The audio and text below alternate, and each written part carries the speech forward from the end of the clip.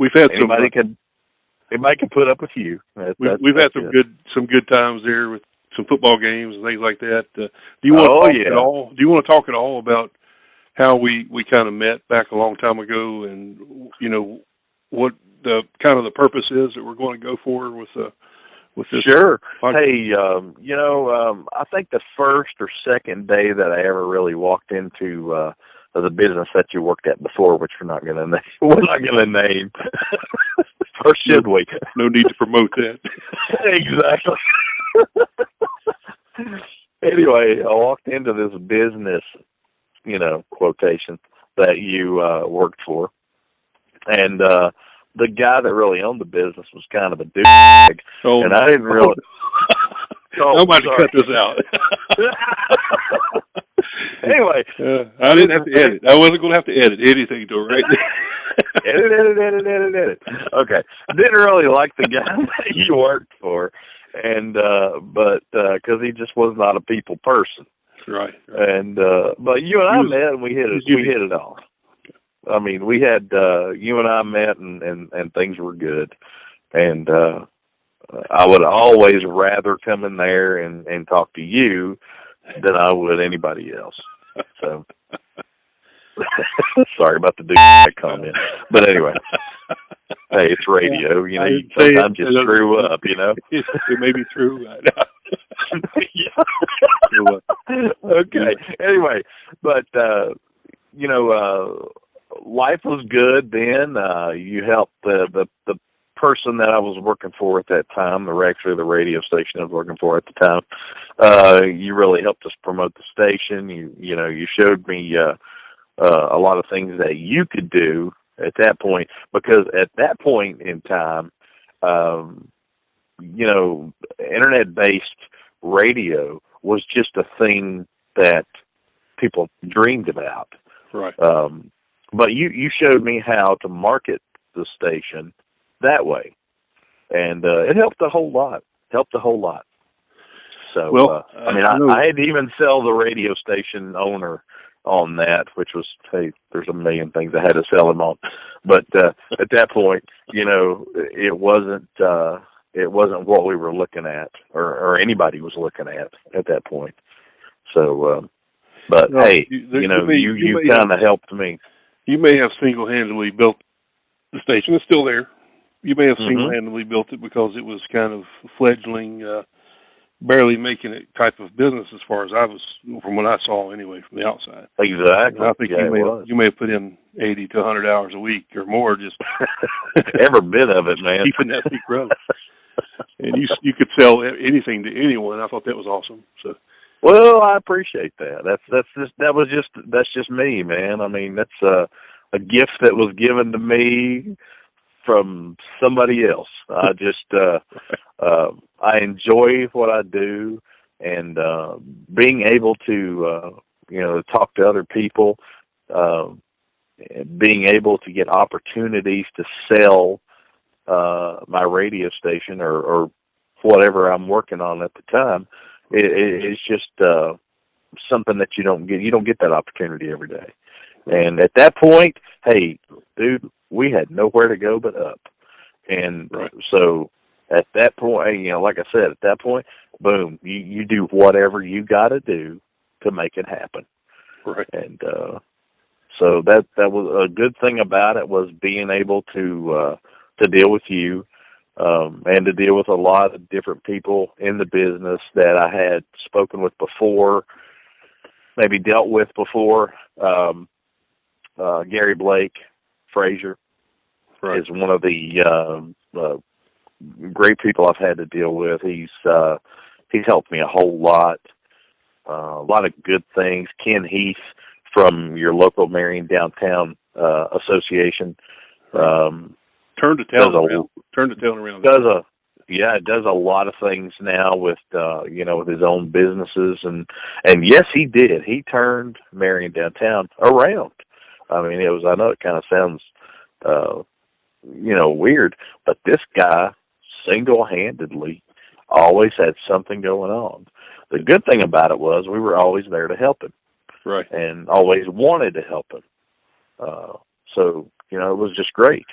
Right. I don't see how at that point I don't see how any of us could have existed without the other. And right. but I mean, not tooting our horn, but Mr. Heath knows exactly what he's doing. He's a great promoter. He's a great salesperson. He knows exactly what he's doing, and we're just looking forward to maybe we could interview him in the future. That'd be great.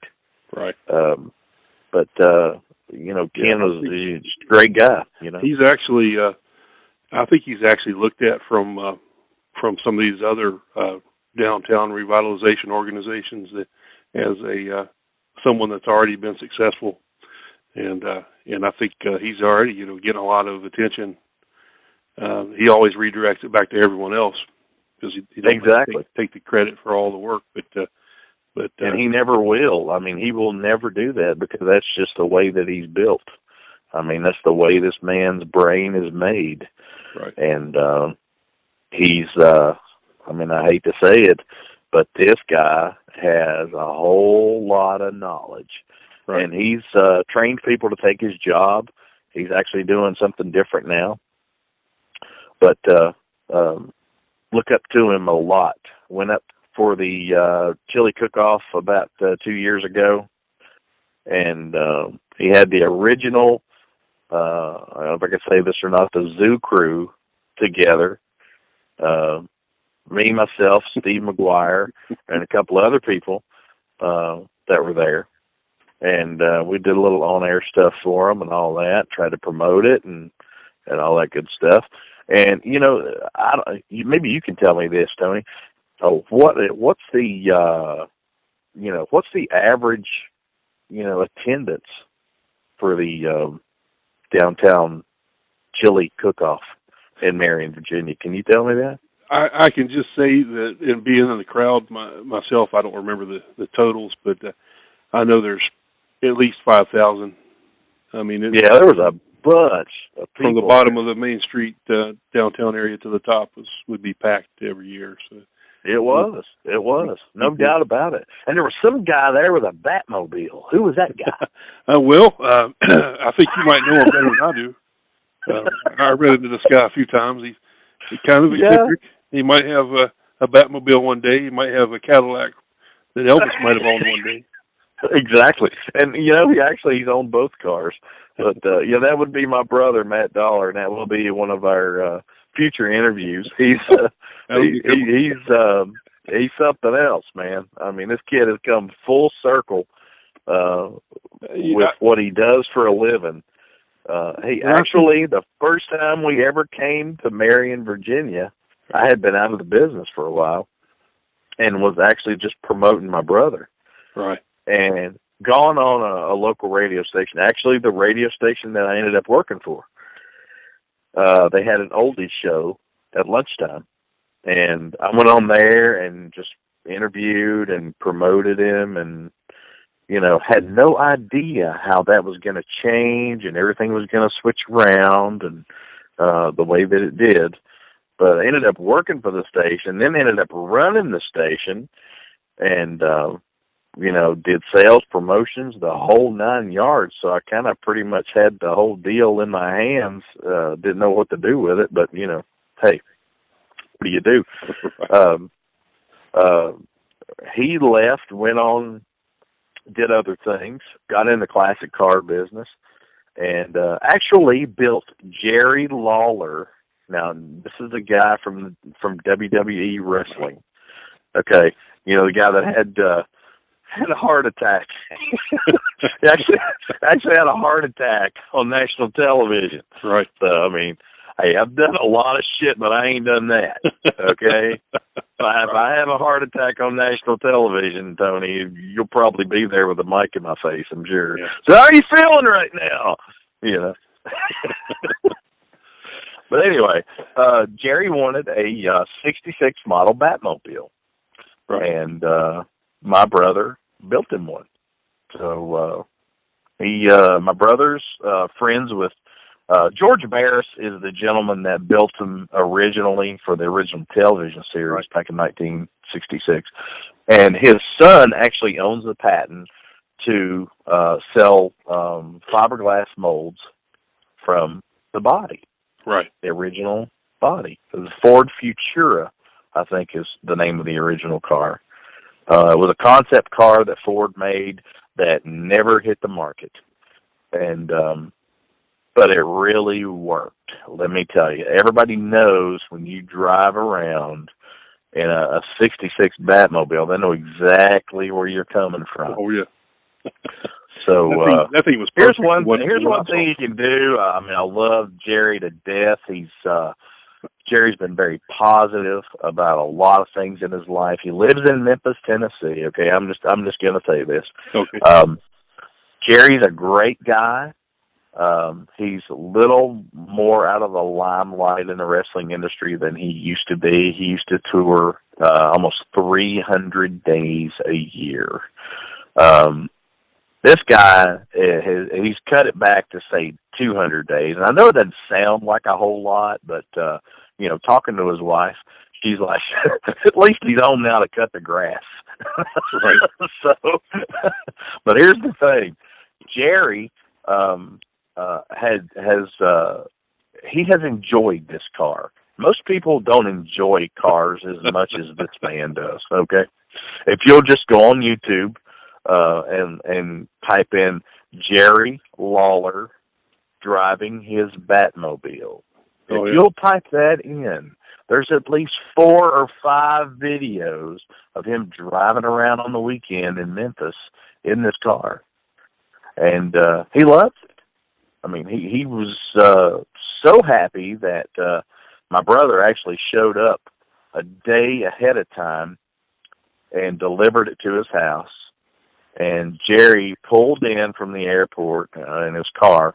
He pulled in from being on the road for like 5 or 6 days, and just freaked out. He didn't know what to do.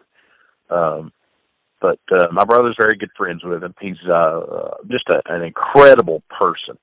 He is one of the best people in Memphis. He provides a lot of money to a lot of local charities, a lot of time, and things like that. So anyway, I'll get off my high horse about Jerry Lawler. Well, the funny thing... Love him. He's a great guy, man. Hey. Before I knew your brother made these cars, I saw a Comic-Con picture of Jerry Lawler riding. Exactly. I didn't know that was that car and the connection there. Yeah. See, that's exactly. I think it was in Knoxville, Tennessee.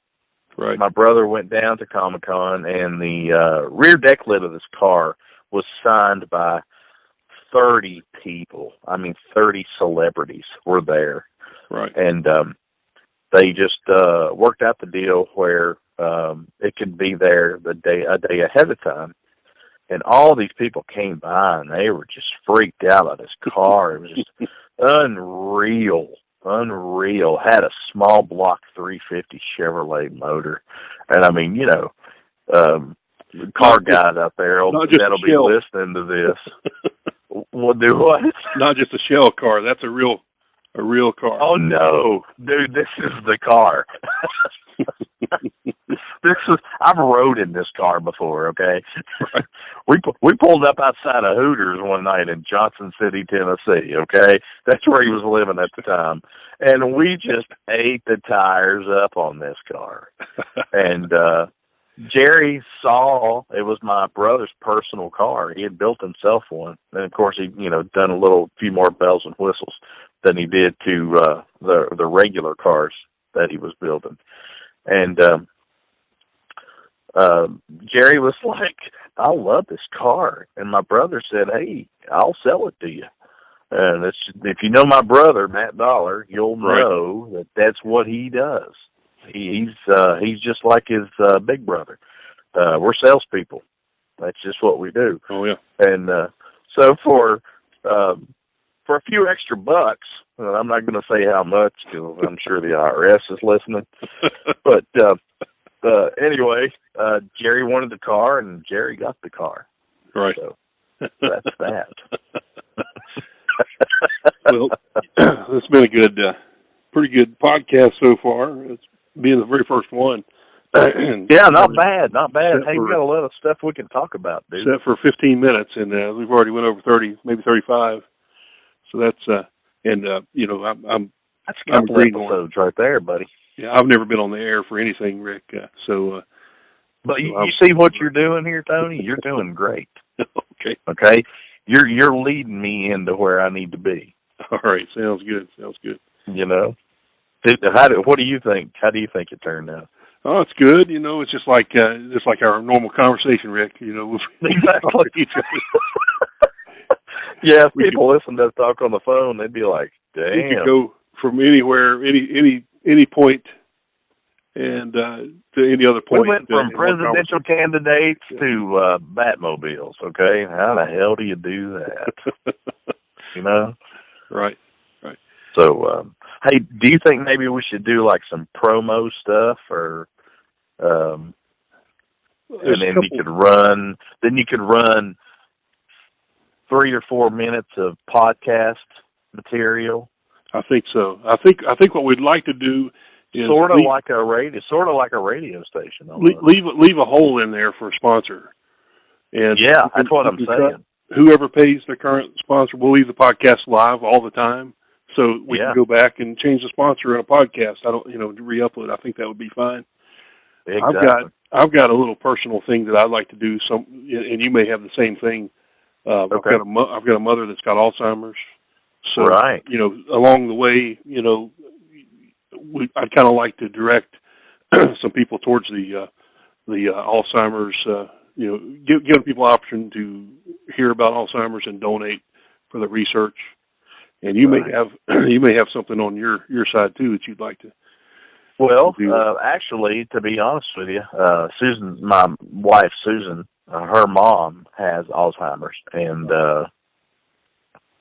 my grandmother passed away with Alzheimer's. So it's kind of a personal thing too, right? With us. But that stuff never gets any better. Right.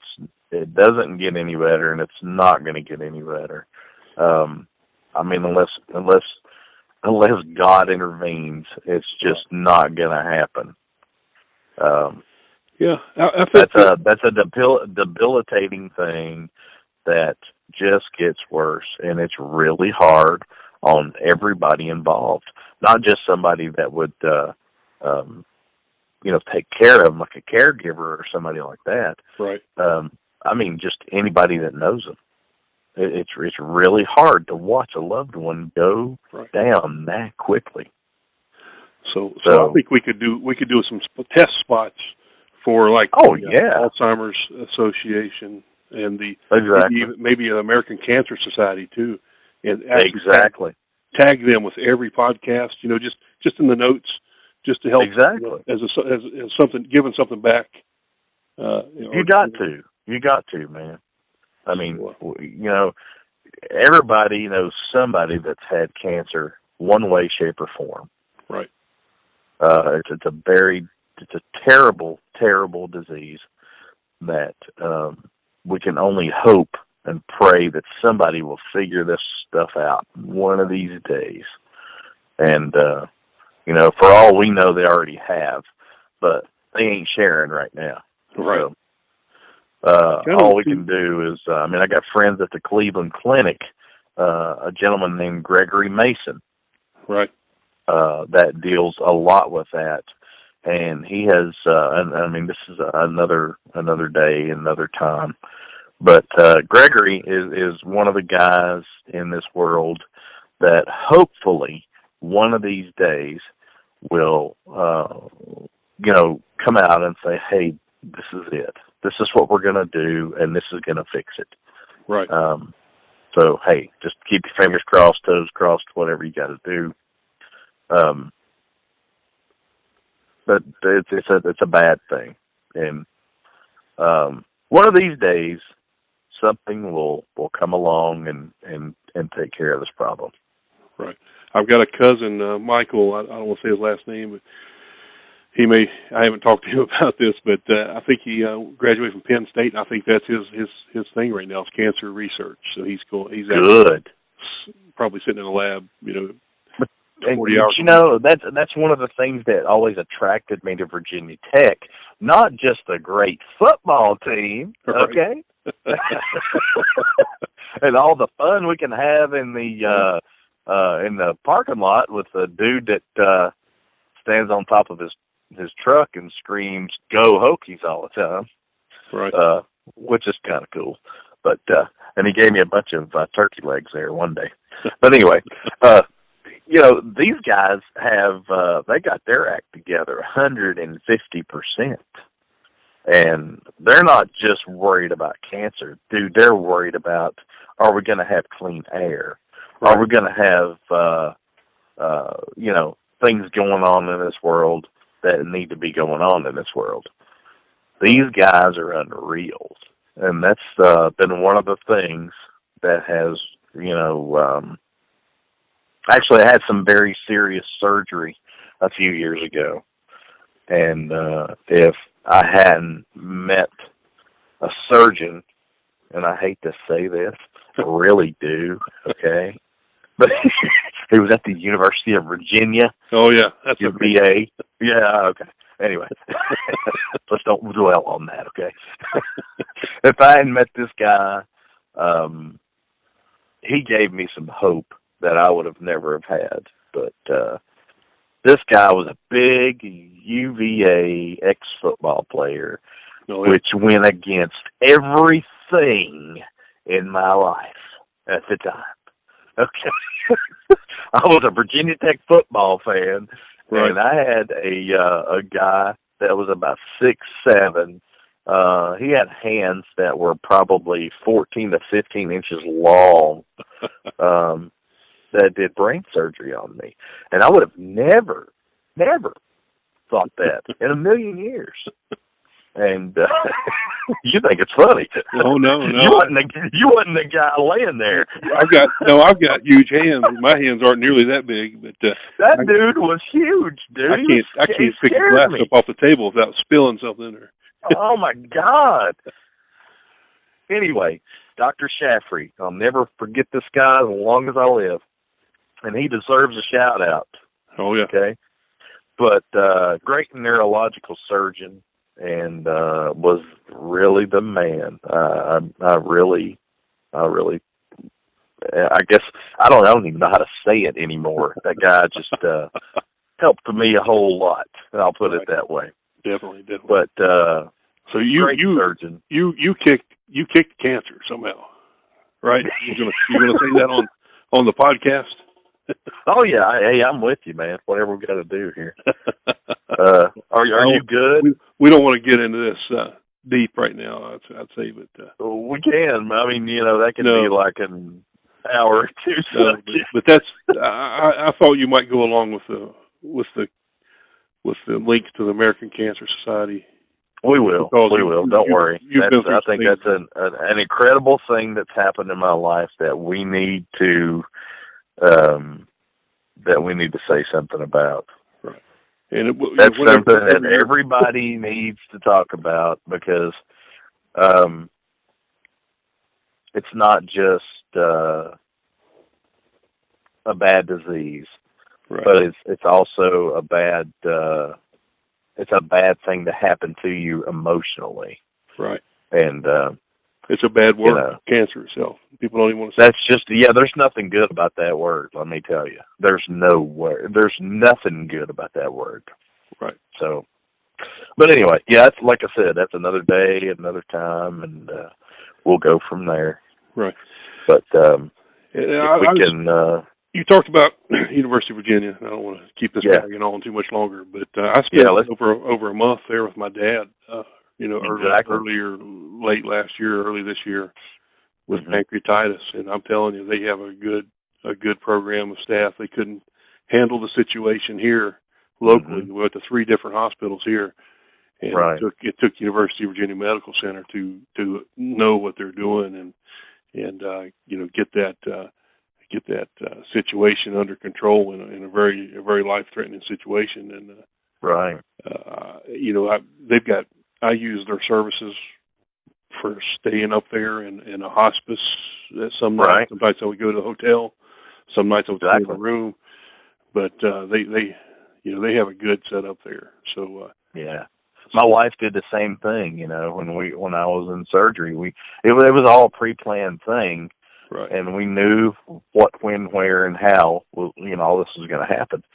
And I had family members that had to show up, and they had to do the same thing. I mean, if you want to stay all night in a hotel up there, it's pretty expensive. I mean, Charlottesville's a really nice town. Don't get me wrong. But it's a very expensive town if you have to go find a hotel right. to handle a situation like this. And so they have great facilities, though, man, for for people to come stay or whatever. If you have to go through all that. And it's an old hospital. I mean, it definitely looks like an old hospital inside. But okay, now the section I was in, I had something to do, and I mean, no lies cracks from you, young man. Right. But I had to go to the brain center. Right. So, but anyway, I would have said pick me up too. That's an old joke from way back. But anyway, if I hadn't, the brain center is one of the top brain centers in the country. Right. The only other one that I would have gone to at that time would have been UCLA. Right. And these guys called me first. I sent emails like 3- and 4-page emails. I copied and pasted to like 12 different places. And these guys were the first to get back with me, and they were very, very, very ready to handle this problem. Right. So, and that was back in the time of Cyberknife and all that in the local Bristol, Tennessee, Virginia area, and didn't want to. There was at that time there was a certain amount of risk. Right. That. Hey, Cyberknife, hey, you could really mess up some brain tissue. Right. And so I had a lot of crap going on through my head at that point. I didn't know what to do. Yeah, but these guys made me feel like that they knew what they needed to do and had seen it before, and it was not a big deal. So maybe we can get some interviews for those people. Maybe a few. Yeah, Doc Shaffrey, man, I'd love to give him a call and. Just let them know, that this is what we're doing. And Doc Wilson, my local doctor, I wouldn't mind having him or the nurse practitioner online and get their opinions about we'll things. Have some fun podcasts and talk about good stuff and have some serious things too, it sounds like. That's right, man. We can do it all. So I guess what we're here for, Tony. Biggest thing is we need people to subscribe to the podcast, to the YouTube channel. It'll be Net Radio Dogs at Net Radio Dogs on Twitter, Net Radio Dogs on Facebook. Exactly. If you search for Net Radio Dogs on iTunes, there'll be some direct links. We're still working on the website. Mm-hmm. Hopefully we all understand we're not getting paid yet. Yeah, really. Maybe some donations will roll in, and we'll exactly sponsors, and we'll get some whatever works. Whatever we got to do.